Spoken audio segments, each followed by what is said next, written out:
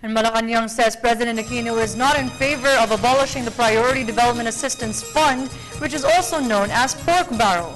According to Deputy Presidential Spokesperson Abigail Valte, the President sees the importance of the fund at the local level. Rocky Ignacio reports. The Priority Development Assistance Fund, or PDAF, intends to extend government assistance to far-flung areas. Malacanang stressed this in reaction to calls for the gradual scrapping of PDAF until 2016 following the alleged 10 billion peso pork barrel scam. Deputy Presidential Spokesperson Abigail Valte said, as former Tanlac Congressman, President Aquino recognizes the importance of PDAF in improving the lives, especially of people living in the provinces. I had the occasion to speak to the President about it, and what he said was, alam mo yung nagiging trabaho, kasi ang trabaho ng national government really is to look at the macro concerns. Yung local po, sa kanila yung micro concerns. And sino ho ba yung nasa posisyon para malalaman kung ano ho yung essential doon sa community. In fact, the President also related to me some instances when he was a congressman, kung ano yung mga proyektong binigyan niya noon ng pagpansin kasi hindi nga ako napapansin ng national government. So, ang sinabi niya, it is really the share of the constituents in the budget, yung PDAF po.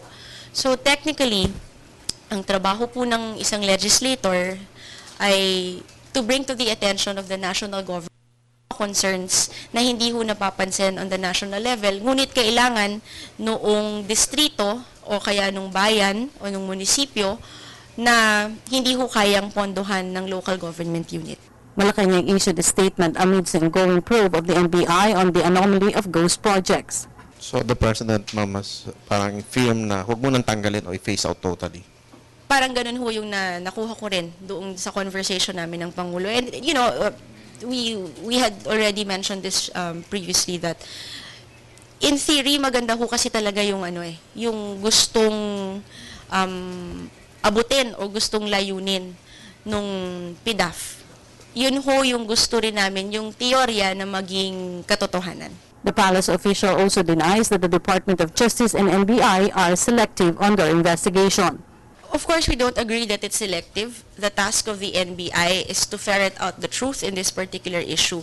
And as mentioned, what is the first order of business to determine what really happened? And the process of investigation is such that it is done by elimination.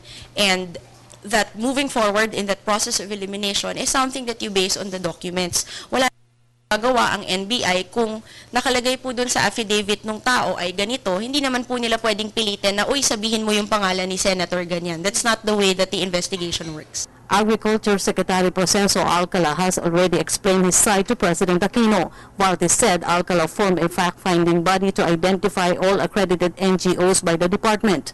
He is expected to submit the results to the President next week. I received some questions this morning relative to the banner in one of the broadsheets about the Department of Agriculture. Yung meron po yatang particular na employee na pinatutungkulan.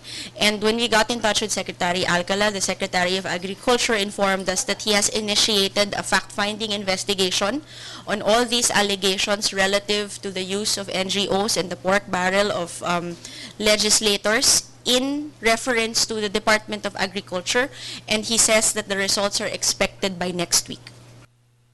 For the People's Television, Rocky Ignacio.